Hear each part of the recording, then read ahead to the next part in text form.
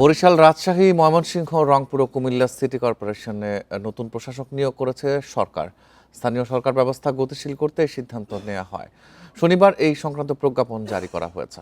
নিয়োগ পাওয়া প্রশাসকরা হলেন বরিশাল সিটি কর্পোরেশনে বিলকিস আক্তার জাহান শিরিন, রাজশাহীতে মোহাম্মদ মাহফুজুর রহমান, ময়মনসিংহে মোহাম্মদ রুকনুজ্জামান রোকন, রংপুরে মাহফুজুন নবী চৌধুরী এবং কুমিল্লায় মোহাম্মদ ইউসুফ মোল্লা।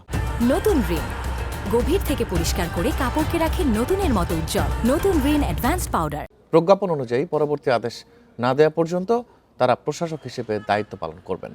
প্রশাসকেরা সিটি কর্পোরেশনের মেয়রের ক্ষমতা প্রয়োগ ও নিয়মিত দায়িত্ব পালন করবেন। বিধি মোতাবেক সম্মানী ও ভাতা পাবেন প্রশাসকেরা।